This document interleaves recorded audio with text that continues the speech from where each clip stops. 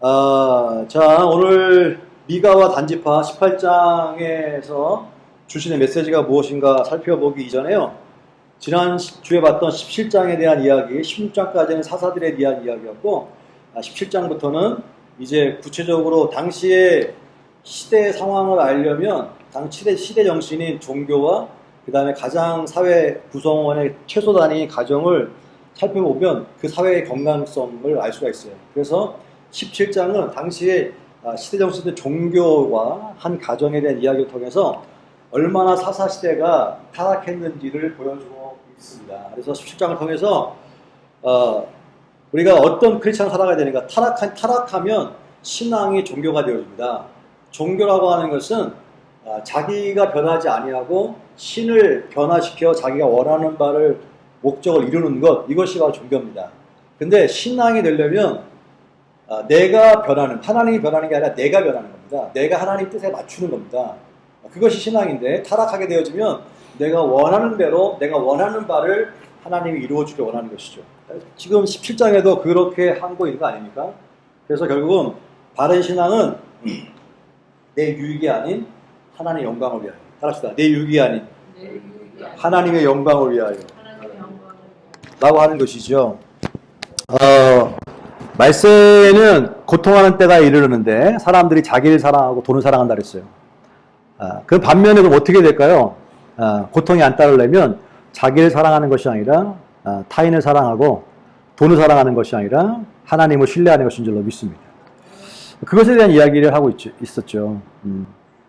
오늘 18장에 대한 이야기는 무엇일까요? 오늘 미가와 단지파에 대한 이야기인데 18장에도 이스라엘의 왕이 없었고라고 시작합니다. 1절에 왕이 없다고 하는 것은 기준이 없었다는 얘기예요. 기준이 없으니까 어떤 일이 일어나는가에 대한 설명입니다. 단지파에 대한 이야기가 나와요. 단지파에 대한 이야기.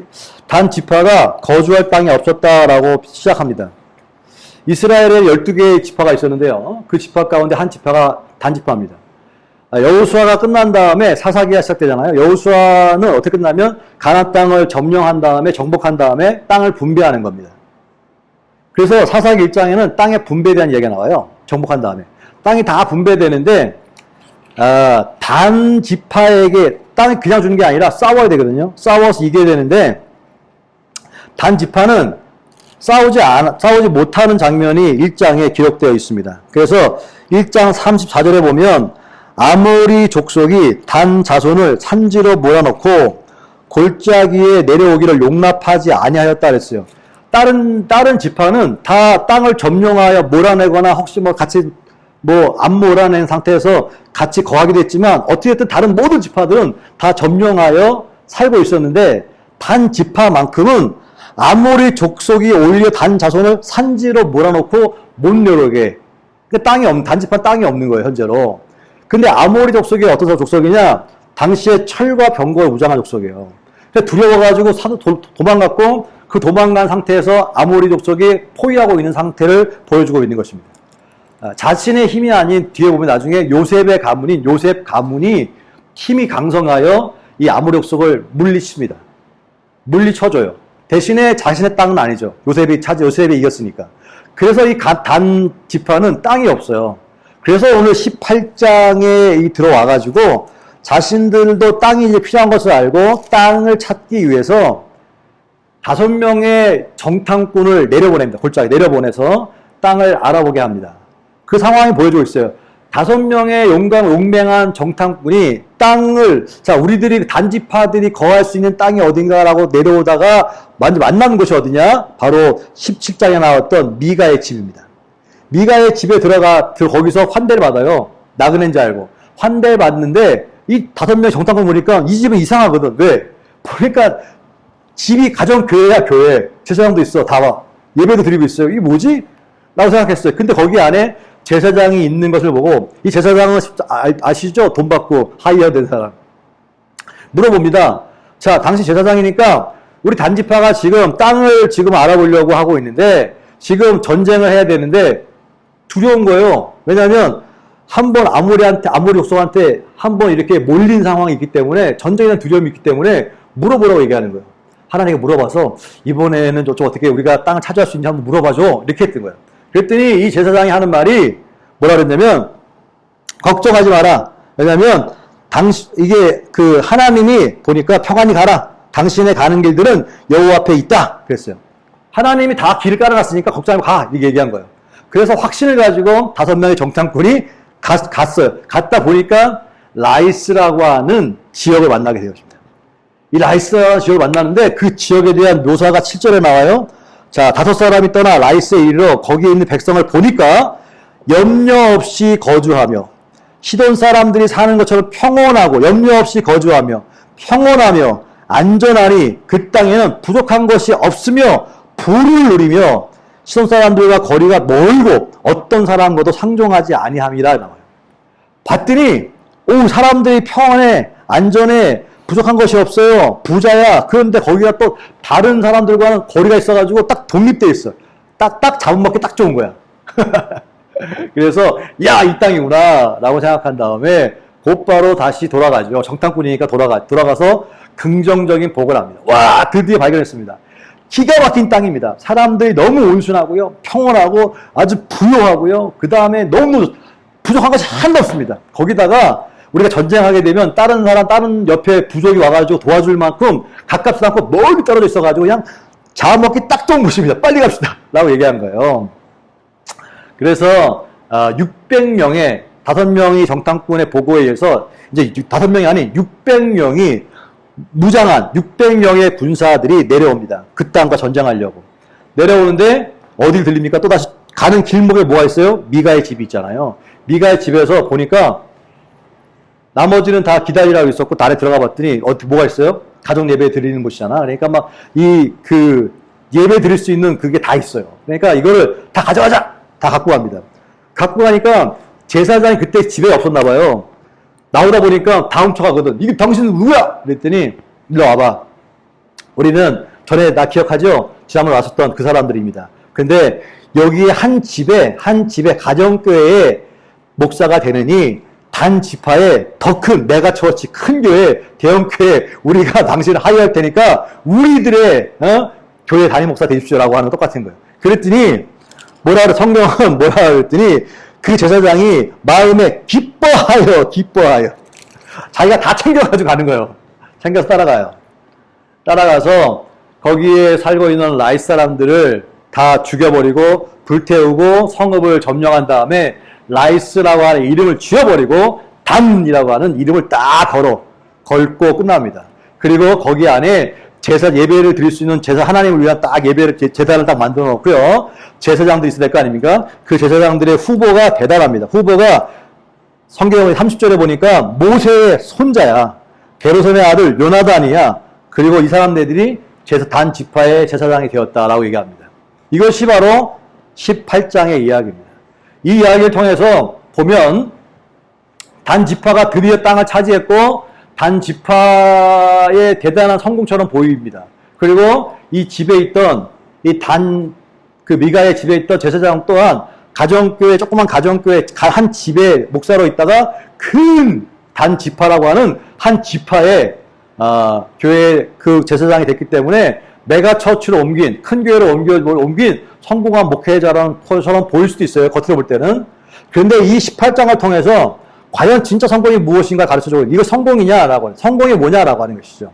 그 성공에 대한 이야기를 우리 가운데 가르쳐주고 있는 것입니다. 성공의 기준이 뭘까요?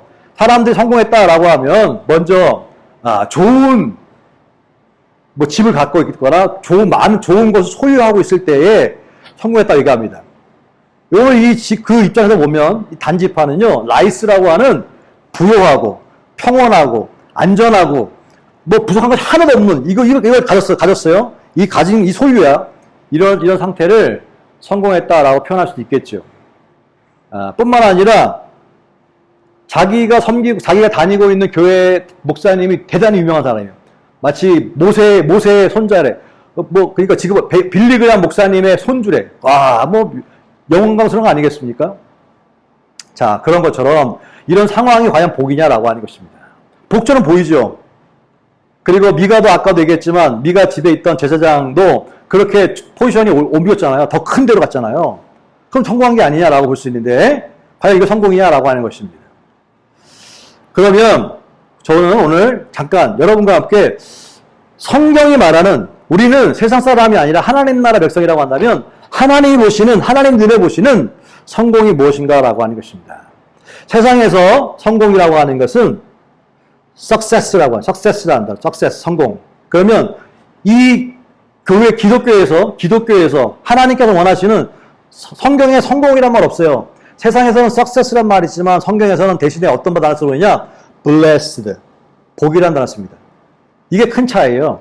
세상에서는 success지만 이 성경에서는 하나님은 bless라고 하는 말을 쓰고 이 bless라고 하는 말을 구약과 신약에 다른 단어를 씁니다. 구약에서 히브리어로는 바라크라고 쓰는데 이 바라크가 바로 이 bless입니다.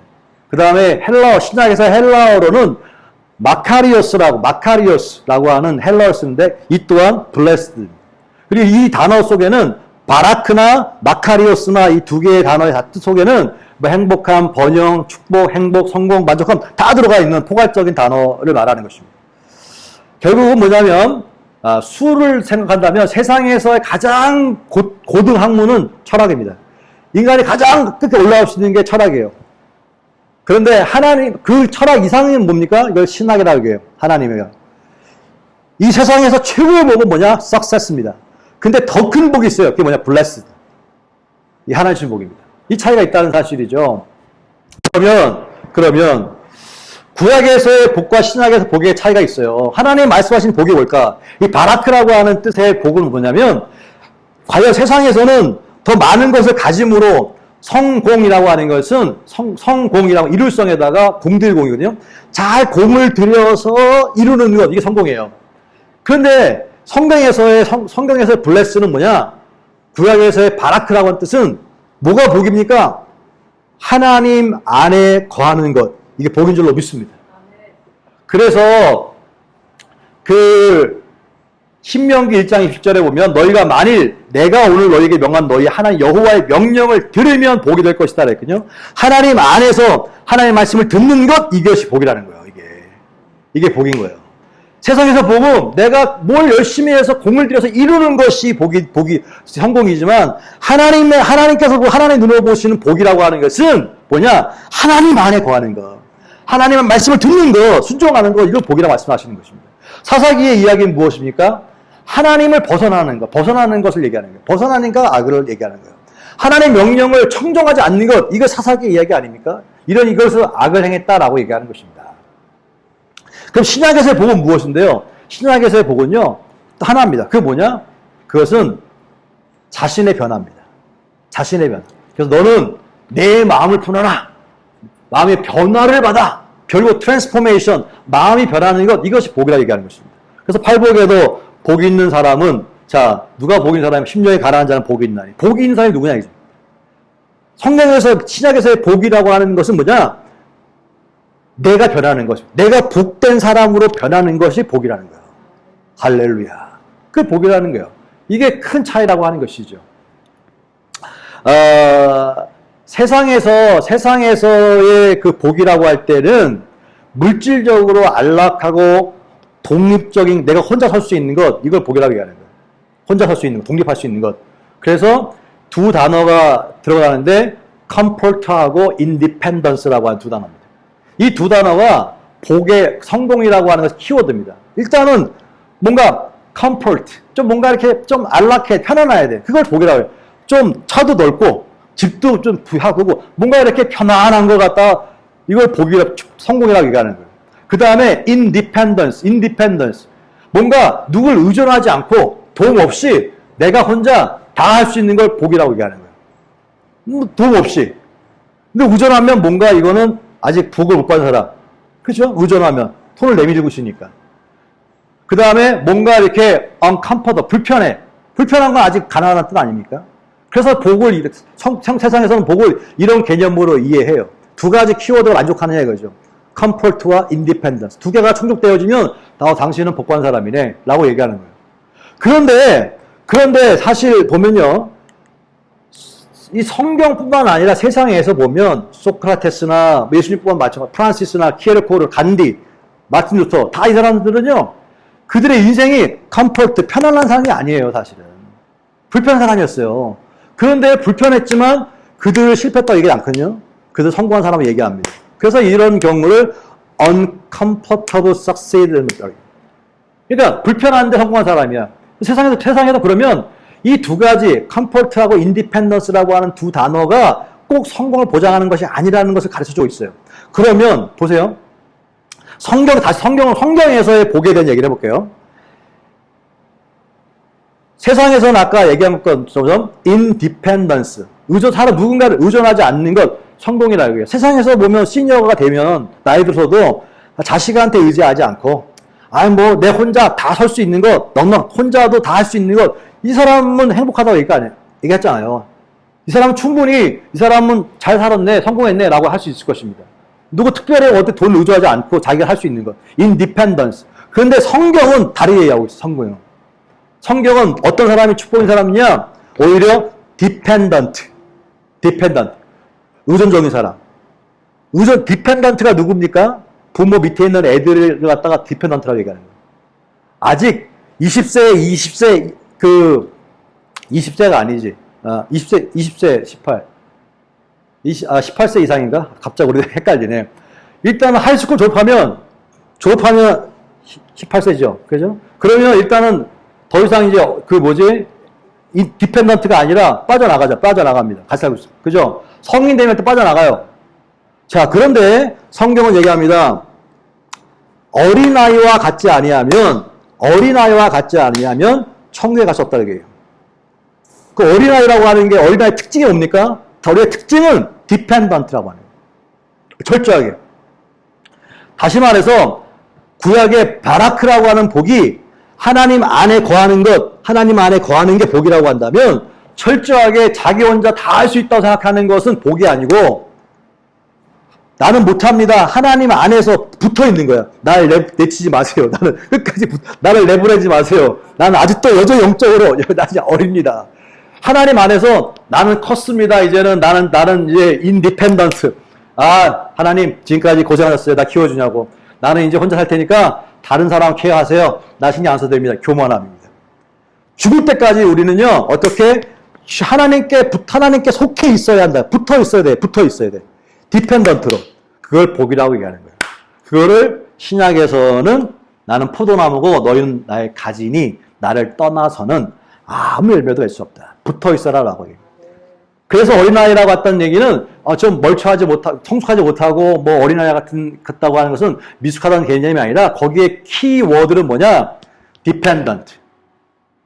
세상에서 디펜던트는 스테러스가 없어가지고 아직도 뭐 부족한 거야, 뭔가 안 되는 거야. 그런데 평생 하나님은 네가 그렇게 만들어놨어요. 너는 스스로 할 수 없다, 스스로.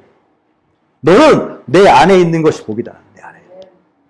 그래서 철저하게 성인이 되고 경험이 많음에도 불구하고 하나님 없는 사람은 성인이 되고 경험이 많고 나이가 들면 들수록 하는 얘기가 다 뭡니까?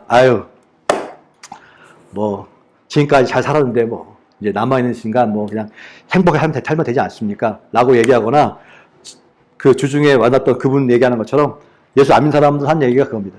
이제 어떤 얘기를 들어도 감동이 없고 다 얘기 들어도 다 아는 얘기인데 다 알아. 나도 다 아는 얘기인데 그거 하나. 이게 바로 뭐냐면 spiritually independent 했다는 거예요. 다 아는데 다 아는 얘기를 세상스럽게 공감합니다. 근데 자기가 아직도 무엇인가 소속되어 있는 디펜던트라고 하면요, 작은 거라도 맞아 막 깨닫고 막 그러는데 그게 있어요. 그게 바로 뭐냐면 이게 어떻게 종속되어 있는 거예요. 그런데 뭔가 이제는 깨닫고 연륜도 있고 다 알아. 이게 교만이고 이때부터 이게 바로 하나님 앞에서 교만이고 악인 거예요. 끝까지 어떤 순간이든지 나는 모릅니다. 나는 여전히 배우는 자입니다. 나는 붙어 있어야 됩니다. 주님 오실 그날까지 끝까지 붙어 있는 것, dependent. 이게 blessed고, independence는 succeed로 가는 길이고 사실은. 근데 결국은 초이스는 여기에 있다는 것입니다. 너는 세상의 성공을 추구할 것이냐, 하나님의 복을 추구할 것이냐. 근데 세상의 성공은 이 지금 마이크 이게 줄이 엄청 긴데요.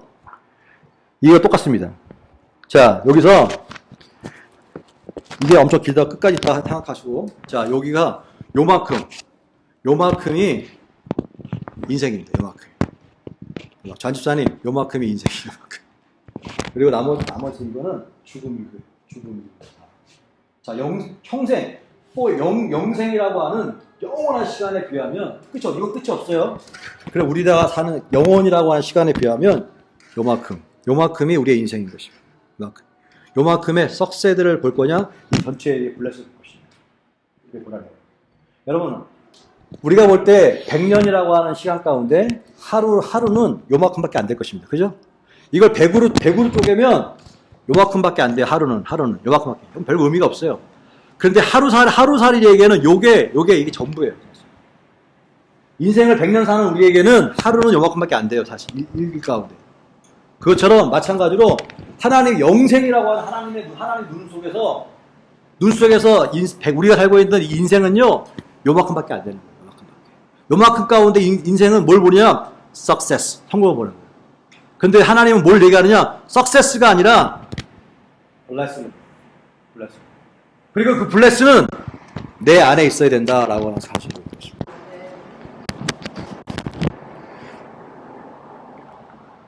결론입니다. 하나님 없는 사람에게는 관심이 success입니다. 성공하기 원해서 공을 들이고 정성을 다하여 애쓰죠. 그래서 항상 좋은 위치, 좋은 포지션에 갖기 원합니다. 그럼 찬스가 더 많으니까 사실. 그래서 좋은 학교를 가려고 하기도 하고 노력도 하기도 합니다. 그리고 또 대단한 리더가 되기도 하고 그 리더 밑에서 잘하면 또 그만 영향력이 있으니까 더 좋은 위치를 차지할 수 있다고 성공에 더 가깝다고 생각할 수 있습니다. 그리고 인생의 해피엔딩으로 끝나면 뭔가 좋을 것 같아서 인생 해피엔딩을 즐거워합니다. 그런데 문제는 뭐냐? 이것이 진짜 과연 성공이냐라고 하는 것이죠. 왜냐하면 단지판에 성공한 것 같이 보이지만 나중에 뒤로 가서 나라가 갈라지고 난 다음에는 북이스라엘의 여로보암이 다스릴 때 망할 때까지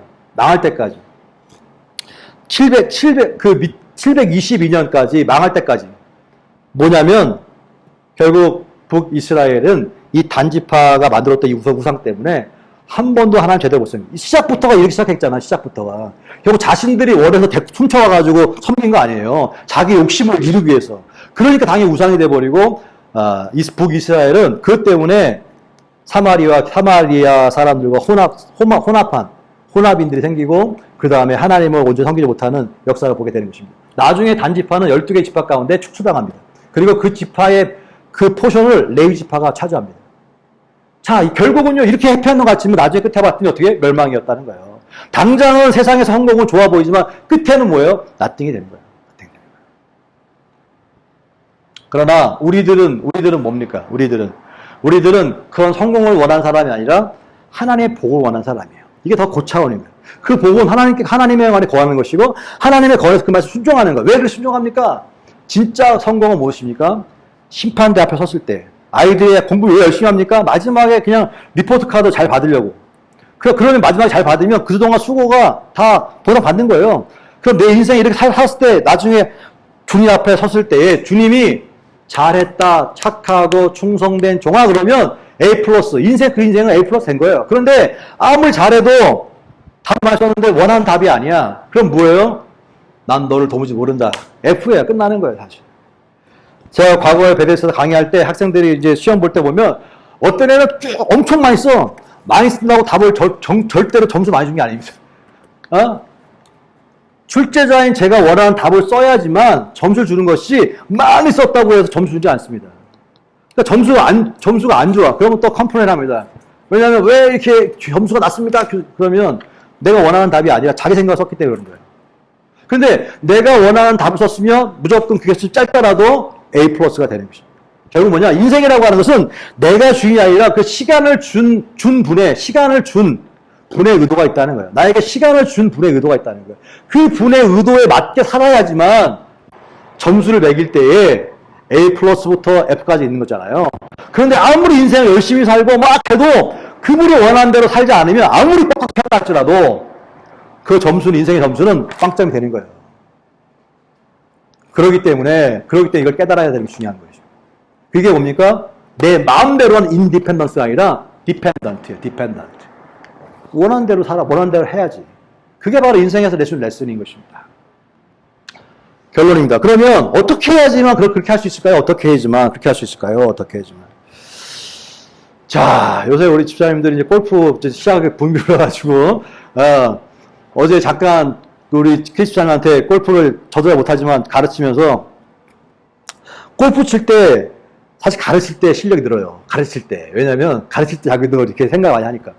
골프는 보니까 두 개예요. 뭐냐면 일단은 제가 처음 칠 때는 힘이 좋으니까 뻥뻥 나 거리가 기가 막혀. 근데 뭐냐 방향이 틀리니까 아무 의미가 없어. 아무 의미가 없어요. 근데 어떤 분은 뭐 방향은 좋은데 거리가 안 나가면 그것도 점수가 안 나옵니다. 그러니까 두 가지거든요. 방향하고 거리가 두 개가 중요해요. 그래서 클럽은 거리를 나타내는 거리를 보여주는 거고 몸은 방향을 보여주는 거예요. 두 개가 같이 가야 됩니다. 자, 그것처럼 그렇다. 우리가 만약에 세상의 복을, 세상의 성공을 추구할 것이냐, 하나님 나라의 복을 추구할 것이냐, 이게 방향이야, 방향. 첫 번째, 방향이 좋아야 돼, 방향이. 그 방향이 뭐냐라고 하는 것이죠. 우리는 세상에서 가지려고 하는 성공이 아니라 내 방향은 사람들은 다 에임이 저쪽에 에임이. 나는 에임이 이쪽인 거예요. 가지려고 하는 성공이 아니라 나는 뭐냐면 내가 복 받는 사람이 되는 거예요. 되는 거예요. 되는 거예요. 되는 거. 내가 되는 거예요. 그것이 바로 뭐냐? 복이라고 하는 거예요. 그리고 나는 하나님 안에 거하면서 성령을 통하여 내가 그런 사람이 되는 것. 이것이 바로 복인 거예요. 복. 나는 그것이 팔복인 거예요. 그것이 복. 이런 사람은 복이 있나. 그런 사람이 되라는 거예요, 성경은. 나는 에임이 그쪽이라는 거예요. 나는 세상의 성공이 아닌 하나님의 복을 취하겠습니다라고 방향을 딱 잡았어요. 그런 다음에 방향을 잡았는데 힘이 있어야 돼, 힘이. 그리고 살아갈 힘이 있어야 돼, 힘이. 그 힘이 뭐냐? 에너지인데 그 에너지는 무엇이냐? 기도라고 하는 기도. 기도가 아니면 아무리 그렇게 막 하려고 그래도 기도가 아니면 힘아리가 없어. 살아갈 힘아리가 없어요. 기도 외에는 이런 유가 나가지 못하느니라. 할렐루야. 그래서 기도가 필요한 거예요. 기도가 에너지인 거예요. 기도예요, 기도. 근데 기도는 에너지인데, 마치 근데 이런 방향이 틀려가지고 기도를 하면서 여전히 어떻게 에임을 성공으로 보게 되어지면 그 사람들에게 난 예수님 좋은데 저 사람 보니까 교회 다니고 싶지 않아. 라고 말이 되는 거예요. 그래서 방향이 중요한 것이고 기도가 중요한 거예요. 방향은 성공이 아니라 하나님의 복이다. 그리고 나는 그것을 가기 위한 힘있게 그쪽으로 달려가기 위해서는 에너지가 필요한데 그 에너지는 무엇이냐? 기도라. 기도하면 뭐가 오는데요? 기도하면 성령님께서 운행하시는 거예요. 기도할 때 성령님께서 일하시는 거예요. 그러면 두 가지. 야, 알았어요. 방향하고 거리가 좋았어. 근데 이것이 가르친다고 됩니까? 안 되죠. 매일마다 연습해야 돼, 매일마다 한 번 친다고 쫙쫙 갑니까? 절대 그렇게 안 갑니다. 알아도 글로 안 갑니다. 희한하게. 내 생각으로 알아도요, 절대로 복을 못 잡아요. 생각은 그런데 복을 못 따라갑니다. 어디에 성공으로 가게 돼 있어요. 자꾸 유혹을 당하고요. 아니라고 알면서도 자꾸 글로 가. 그래서 뭐가 필요합니까? 헌신이야, 그래서. 헌신은 뭡니까? 리피트, 반복입니다. 그러니까 에브리데이, 날마다, 사도바울조차도 나는 날마다 중보다, 날마다 일로 가려고 방향 잡고 자꾸 삑사리네. 슬라이스 나고, 훅 나고, 그냥.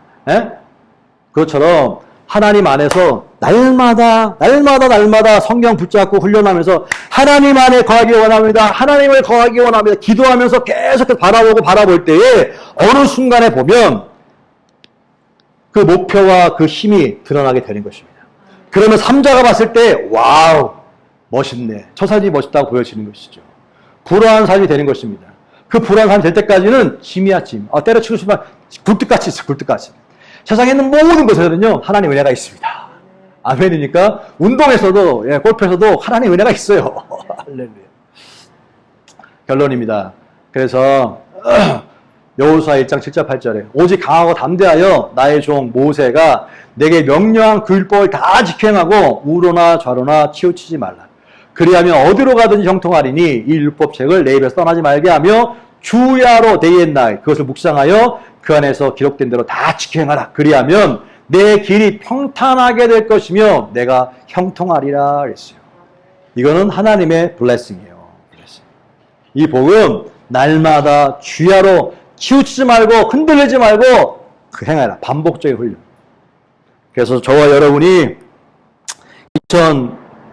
2021년 코로나가 이제 거의 종식되어가는 과정 가운데 있지만 코로나라고 하는 것 때문에 휘둘리는 삶이 아니라 뭐 코로나가 오든 또 없어지든 상관없이 내 인생의 골은 목표를 정확하게 설정하고 세상의 성공이 아닌 하나님의 복이다. 그리고 기도를 통하여 에너지를 받고 성령의 힘을 입고 날마다 반복적으로 그것을 이룰 때까지 하다 보면 하나님께서 그 방향과 힘을 주실 것이고 그 삶 가운데 나중에 끝나고 난다면 사람들뿐만 아니라 하나님 앞에서 잘했다, 착하고 충성된 종이라고 하는 위대한 하나님 나라에서 성공이 일어나게 될 줄로 믿습니다. 이 은혜가 저와 여러분과 있게 되실 줄 축복합니다. 아멘. 기도하겠습니다. 주님의 은혜를 감사합니다.